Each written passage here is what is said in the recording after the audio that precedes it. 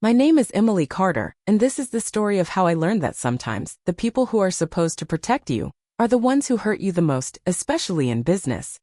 For over a decade, I poured everything into our small, family-run travel logistics company. I skipped vacations. I skipped birthdays. I skipped sleep. I worked through heartbreak, burnout, and illness trying to keep the company alive. And I did more than just that. I transformed it from a paper-based agency on the verge of collapse into a digital empire worth $400 million. But success has a funny way of revealing people's true faces, especially the ones you thought would always have your back. It all began when Carter and Company was just a modest travel coordination service tucked inside a crumbling office park in Seattle. It handled bookings for schools, tour groups, and churches, nothing fancy. Just buses and flights stitched together with phone calls and spreadsheets. My dad, Richard Carter, started it back in the 90s. It was his baby. He kept that company alive through sheer will and hard work, even as travel apps and platforms began swallowing his clients one by one. My older sister, Victoria, was the golden child. Straight A's, debate team captain, full ride to Columbia, and eventually a glamorous job in New York working for some shiny consultancy firm that sent her all over Europe.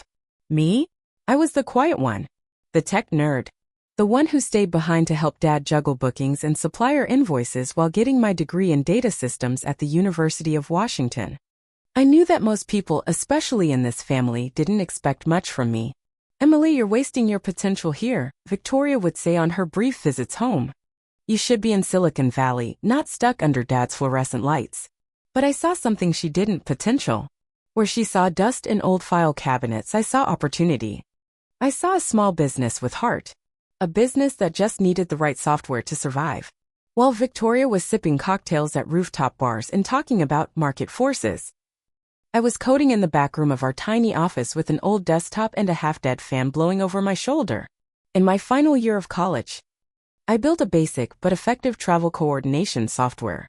It automated what used to take Dad 5 hours each day: vendor matching, pricing comparisons, client follow-ups, all in one dashboard. I called it RouteWave. Dad was skeptical at first. He didn't understand tech, and frankly, he didn't understand me. But the moment RouteWave secured our first school district contract, and they paid for 6 months up front, something shifted. "Maybe you're onto something, Em," he said one night, handing me a cold soda and sitting beside me in the office. "Maybe this thing will actually work." It was the first time he'd ever looked at me like that. Like I wasn't just the backup daughter. Like he was proud. I swallowed the lump in my throat and nodded. If I had known how temporary that moment would be, maybe I would have held on to it longer. Because what started as a humble rebuild would soon become a battlefield. And the people I trusted most would turn into strangers. Over the next 5 years, Carter and Company became unrecognizable in the best way. The dusty office was replaced with sleek glass partitions, our old fax machine was replaced by cloud-based dashboards, and our client list grew from a few dozen to over 400 organizations across the West Coast. My software, RouteWave, kept evolving. I listened to clients, tweaked the platform, added analytics, automated invoicing, and even built in a real-time GPS integration system for charter buses and flights. For the first time in decades, our company wasn't just surviving, it was leading. We crossed $1 million in annual revenue by year 3, then $10 million. And by year 5, we were pushing $50 million and securing contracts with international travel consortiums. And the best part? I didn't do it for attention. I didn't need magazine covers or standing ovations. I just wanted Dad to see that what I built mattered. That I mattered. But validation, real validation, always seemed just out of reach. While I was knee-deep in server updates and back-end code, Victoria was out there in New York, living the high life. She'd occasionally call Dad, telling him how exhausting her job was, how many VIPs she had to deal with, how she was making waves in her industry. Dad ate it up. He always had. Victoria was polished, articulate, charismatic. I was, well, the one who made things work behind the scenes. I thought I had found my place. I had control over product development. A growing team of engineers under me, and we were about to launch RouteWave Pro, which would allow for dynamic group travel pricing. That product alone had already generated $5 million in pre-orders. And that's when she came back. It was a chilly Tuesday in February. I was on a Zoom call with a new European partner when I saw the front door open. Victoria waltzed in, heels clicking on the tile, with her designer luggage rolling behind her like she was walking into a hotel suite. "I'm home," she sang, arms outstretched. I blinked. I hadn't seen her in nearly 2 years. Later that night, over dinner, she made her announcement in classic Victoria fashion. No warning, no humility, just pure camera-ready flair. "I've decided it's time I take my rightful place in the company," she said, slicing into her steak like it was just another boardroom victory. "With my corporate strategy background, we can take Carter and Company to the next level. IPO, international expansion, the works." Dad beamed. "That's wonderful, sweetheart. We've missed your energy around here." I stared at them both, my fork suspended in midair. Was this real? I had built the company from the ground up, brick by digital brick. Now Victoria shows up, says a few buzzwords, and suddenly it's her company too? But I didn't say anything that night. I swallowed it like I'd swallowed every other moment of favoritism for the last 20 years. I reminded myself, keep your head down. Focus on the work. A week later, Dad called a company meeting and announced Victoria as co-president. "She'll handle branding, investor relations, and public strategy," he explained. "And Emily," he said, turning to me with a smile. "You'll keep leading product and internal operations, just like always." The perfect duo. Perfect. Sure. Except it wasn't. Not even close. Within a month, Victoria started renaming initiatives I had already launched, taking credit in press interviews, and repositioning our brand as if she had orchestrated our rise. She sent out a newsletter talking about her vision for the company's digital future, using my roadmap word for word. And Dad? He said nothing. Just smiled when she spoke and told me I was too sensitive when I brought it up. What hurt the most wasn't that she wanted to be part of the company, it was that she didn't respect what I had built. She wanted the crown without earning the throne. And I could feel it. Something was shifting. Quietly. Strategically.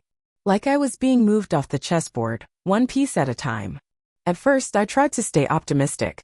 This is temporary, I told myself. She'll get bored or mess something up and then things will settle. But I underestimated Victoria. She didn't come back just to help. She came back to take over, and she was patient enough to play the long game. It started with the emails.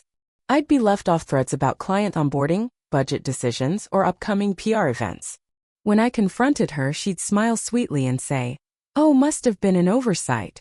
You've just been so busy with the back-end stuff." Then came the meetings. Standing executive meetings shifted from the tech lab to Victoria's curated innovation lounge, complete with candles, overpriced coffee, and abstract art she claimed helped stimulate visionary thinking. Suddenly, I wasn't on the invite list anymore. Then came the team shuffling. One by one, my trusted project leads were reassigned. To improve cross-department collaboration, Victoria said. But they all ended up reporting to her. I wasn't paranoid. I had the receipts. But every time I brought it up to Dad, he gave me the same tired response. "Don't make this a competition, Em. This is about family. About unity. Family. Unity." Funny how those words always seem to protect the wrong people. Meanwhile, I was still doing the heavy lifting.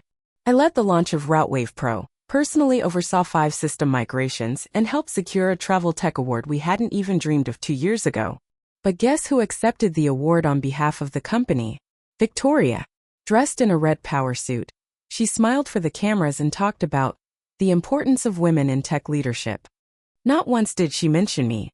Not once did she acknowledge the developers or the product team. I watched from the back of the room, my name left off the program entirely. After the ceremony, one of our longtime clients came up to me, brows furrowed. "Emily, I didn't know you left the company," he said. "I didn't," I replied quietly. He looked confused.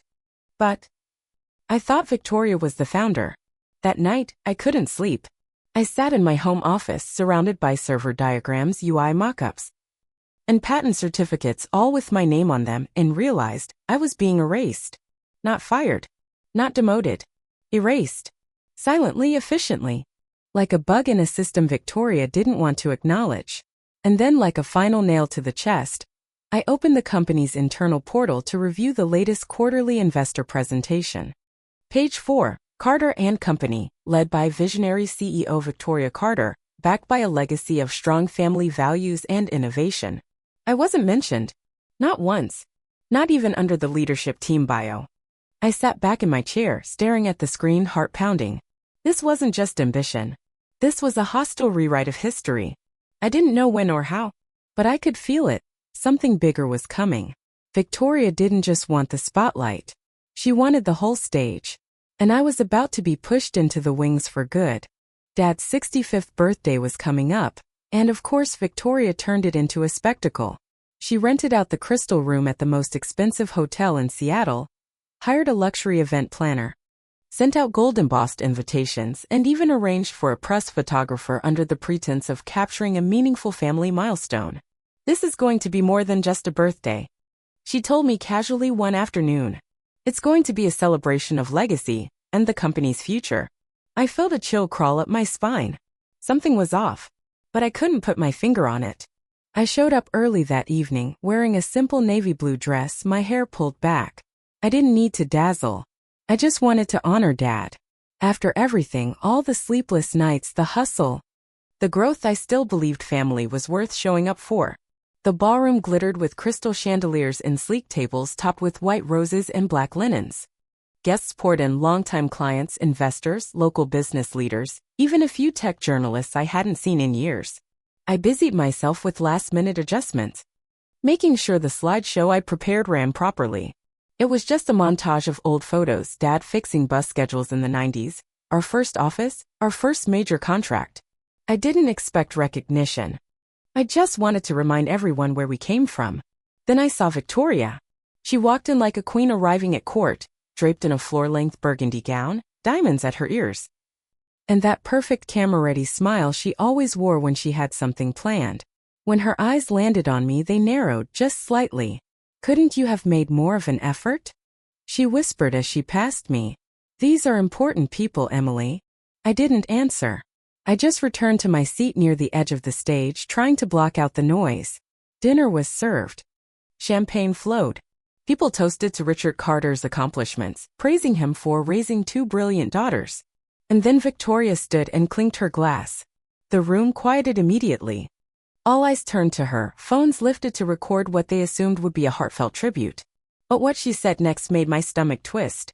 "As we celebrate not only Dad's 65th birthday but the incredible evolution of Carter and Company," she began, her voice smooth and controlled, "I think it's time we announce a bold new chapter for the company." My heart stopped. Bold new chapter? "The board has agreed," she continued, "that it's time for unified leadership. A streamlined vision that can take us into the next generation of travel innovation." Board meetings? What board meetings? "For too long," she said, scanning the room with practiced grace, "we've been hampered by divided authority, unclear direction, and a resistance to necessary change." Then her gaze landed directly on me. "That's why. Effective immediately, I will be taking over as sole CEO of Carter and Company." A wave of whispers erupted across the ballroom. A fork dropped somewhere. My pulse thundered in my ears. What was happening? As for the previous structure, she continued, her tone syrupy, certain elements, while appreciated, are simply no longer aligned with our long-term strategy. Some people are better suited for support roles than leadership ones. I could barely breathe. "Emily Carter," she said at last, with a fake smile that didn't reach her eyes, "has done an adequate job maintaining our internal systems. But in today's fast-paced, global-facing industry, we need vision. We need excellence. And frankly, Emily, you're just not cut out for this level of business." Gasps. Silence. A few heads turned toward me. I looked at Dad. And that was the worst part. He didn't look shocked. He didn't look confused. He just nodded, pride swelling in his chest, as if this was all part of the plan. Mom, seated beside him, stared down at her napkin, her hands trembling in her lap. And Victoria, she was still talking. "The truth is," she said, her voice rising for emphasis, "Emily lacks the formal education and strategic acumen to lead Carter and Company into the future. Her ideas are outdated. Her skills limited. It's time we honor her service and let true leadership take its place." I stood. The chair scraped against the polished floor, echoing through the stunned silence. People stared. Phones hovered. Some were waiting for a scene, for me to scream, cry, collapse. But I didn't. I walked slowly toward Dad's table, reached into my purse and pulled out a small, carefully wrapped box. "Happy birthday, Dad," I said quietly, placing it in front of him. He didn't open it. I didn't wait. I turned and walked out. Past the glittering chandeliers and white roses, past the stares and pitying glances. I didn't look back, because they thought I was finished. But they had no idea what was coming next. I didn't sleep that night. Not a single minute. I sat in my home office, lights off, curtains drawn, laptop glowing in the dark like a portal into war. The birthday party humiliation replayed in my head on a loop. Victoria's voice. The smug glint in Dad's eyes. The silence of people who used to work by my side. But somewhere between rage and heartbreak, something inside me snapped into clarity. They thought I was naive. They thought I'd just walk away, tail tucked, heartbroken. Forgotten like an old update nobody downloads anymore. They didn't know what I had built behind the curtain. They didn't know what I still owned. I opened the folder labeled Failsafe, something I started working on 3 years ago, not because I expected betrayal, but because I understood business and family. You don't grow up second to Victoria without learning how to stay 10 steps ahead. The first file I opened, Shared Distribution Agreement. When Dad needed emergency capital 3 years ago, during the Routewave Pro beta, he came to me, desperate for an injection to keep the company afloat. We were weeks away from collapsing. I offered a private cash injection from my savings and personal line of credit in exchange for 6% of his shares. He agreed. He was so rushed, so distracted, probably trying to make a gala dinner in time, that he didn't read the fine print. And he never asked for legal counsel. I still remember him laughing, saying, "Your family. I trust you." That night, he handed me the 6%. He didn't realize that gave me 51% total. Majority. Control. I clicked the second file. Intellectual property rights. Routewave. Routewave Pro. Routewave Schools. Routewave Global. All registered under CoreLink Systems LLC, my private tech holding. Carter & Company didn't own the software. They only licensed it. And that licensing agreement? It expired at midnight. The renewal papers had been sitting on Dad's desk for 2 weeks. He never signed them. Too busy helping Victoria plan that glorious birthday party. Too busy cutting my name out of the company I created. I checked the clock. 3:02 a.m. I opened my email, attached a single PDF to a blank message, and sent it to every major client, vendor, and senior employee at Carter & Company. Subject, important update, leadership and licensing at Carter & Company. Dear partners, as of midnight tonight, the licensing agreement between CoreLink Systems and Carter & Company has expired. Effective immediately, the Routewave platform will no longer be maintained or supported under the Carter & Company umbrella. Additionally, due to recent internal restructuring decisions, I will no longer be affiliated with Carter & Company in any leadership capacity. However, a new division under CoreLink Systems will be launching within the month, focused exclusively on modern, transparent, and innovative travel logistics. Clients and staff who wish to continue working with me will receive details in a separate communication.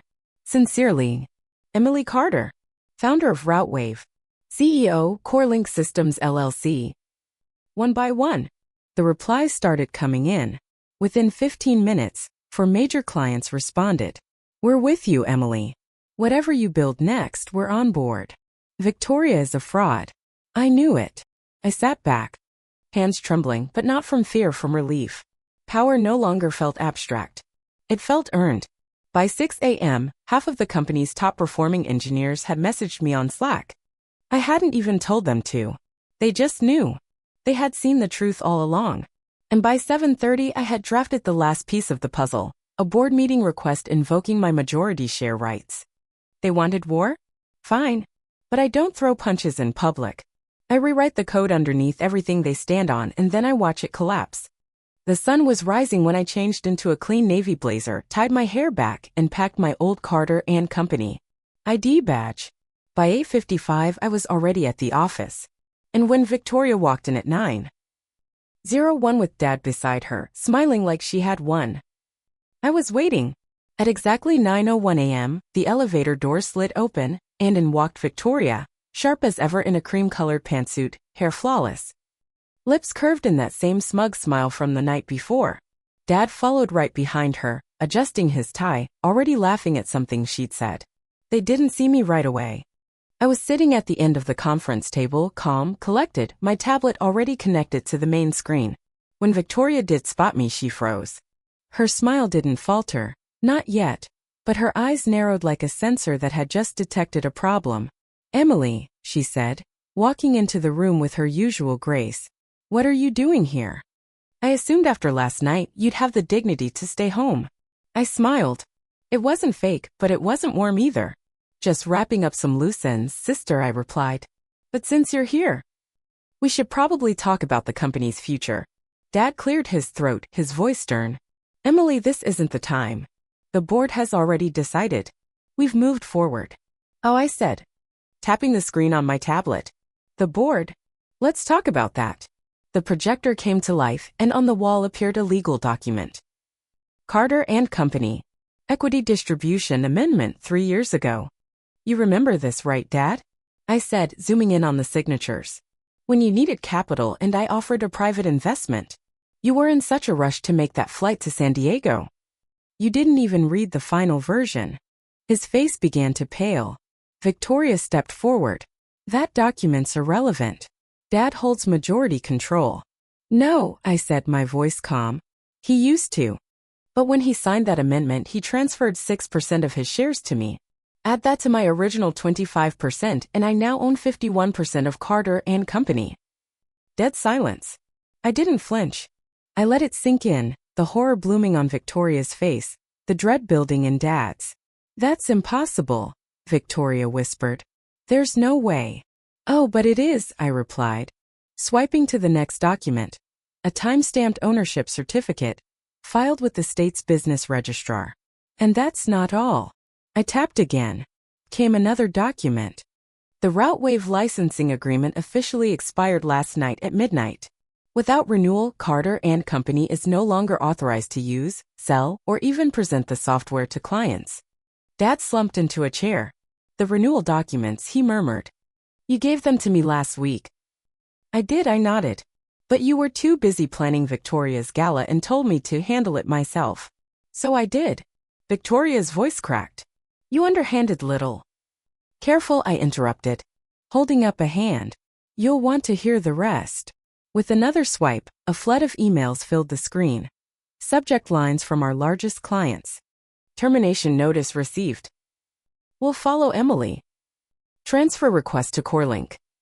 I sent an update to all our major partners last night, I explained, eyes locked on hers. I let them know about the leadership change and my departure. I stepped aside and pointed toward the hallway.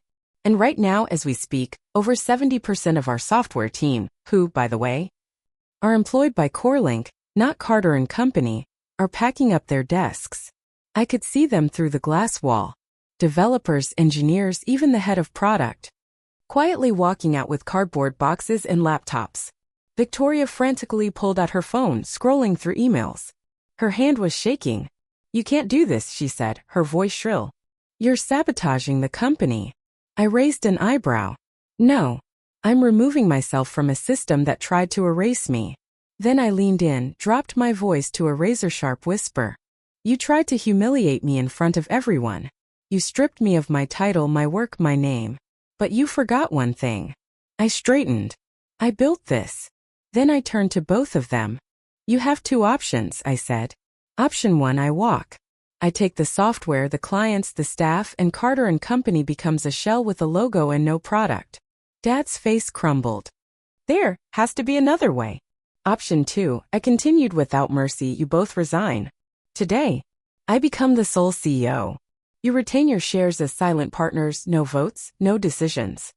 Victoria gets a generous severance and glowing reference." Victoria turned a deep, angry red. "You planned this all along, didn't you?" I laughed. "Just once. Cold and clean."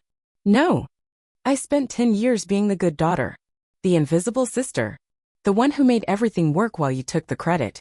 I stepped toward the window, watching the employees disappear into the sunlight. "I only started planning last night, right after you called me worthless in front of the entire industry." The room was quiet except for the buzz of Dad's phone, another client termination alert lighting up the screen. Tick. Tock. The silence in the room was thick. The kind that settles in right after a bomb goes off and everyone is just beginning to register the damage. Victoria looked like she was about to explode. Her hand was still clenched around her phone, knuckles white, as she muttered incoherent objections under her breath. Dad sat slumped in his chair, the weight of it all finally sinking in, the contracts lost, the IP gone, the controls shattered. I didn't flinch. I didn't gloat. I just waited. Finally, Dad cleared his throat, voice raspy like sandpaper. What's the alternative again? I met his eyes. Calm. Direct. Option 2. I said. You both resign from operational roles today. I become CEO and retain full decision-making control. You keep your shares, but you'll be silent partners. No votes. No seats at the table. And Victoria? He asked, still trying to salvage something. She gets a generous severance package, I said. A glowing recommendation letter. I'll even make sure her departure is framed as her choice in the press. A graceful exit. Victoria scoffed. You're unbelievable. No, Victoria, I said, finally letting the steel into my voice. I'm just done letting you rewrite what I built. I turned the tablet toward them. I've already prepared the documents.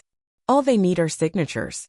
For a moment, I wondered if they'd try to fight, dig their heels in, call a lawyer 'cause a scene. But then another email pinged on Dad's phone. Another major client. Another termination. Tick. Tock. Victoria stood rigid. Her pride was bruised beyond recognition, but she wasn't stupid. She knew the math. Without me, without the product, there was nothing left. Fine, she spat. You want your little empire? Take it. She scribbled her name on the digital form and shoved the tablet toward Dad. He hesitated longer. I looked at him. Not with anger, but something more final. I needed you to believe in me, I said quietly. And you believed in the person who showed up with a smile and a press kit. Not the one who spent 10 years doing the actual work. He didn't say anything. He just signed. And just like that, Carter and Company was mine. The meeting room emptied quickly after that. Victoria stormed out without another word. Heels echoing down the hallway. Dad followed, a decade older in posture than when he walked in. And me? I sat down alone now at the head of the table. For the first time in 10 years. It was quiet. No whispers. No dismissals. No one else breathing down my neck, waiting to take credit for my work. The office was mine. The company was mine. The legacy was finally mine. I looked at the projection screen still glowing softly with the signature page. My name at the top. CEO, Emily Carter. The title never really mattered before. But now? Now it meant freedom. Not revenge. Control. And the chance to finally build something without dragging everyone else's ego along with me. The following weeks passed in a blur of paperwork, restructuring, and quiet disbelief echoing through every hallway of the company. Some employees stayed.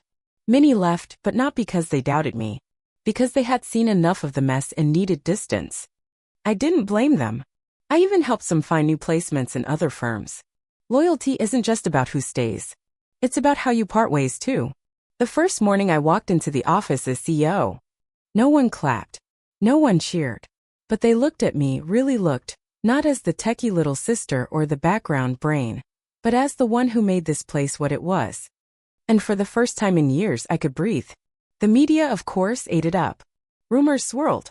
Family fallout at Carter and Company. Sister versus sister in a $400 million showdown. I gave no interviews. I didn't need to explain myself. My work had already done that. Under my leadership, Carter and Company didn't just recover. It evolved. Within a year, we launched RouteWave Global, partnered with ecotourism ventures across Southeast Asia and Europe, and began licensing our technology to government agencies looking to modernize infrastructure. Revenue tripled. We were featured in Tech Horizons as one of the top 10 most agile mid-sized companies of the decade. But none of that compared to the feeling of walking into my office every morning, coffee in hand, knowing I didn't have to fight for space anymore. I didn't have to shrink myself so someone else could shine. As for Victoria, she took a job with a mid-tier consulting firm in Palo Alto. Word is she keeps a low profile now. Maybe she learned something. Maybe not.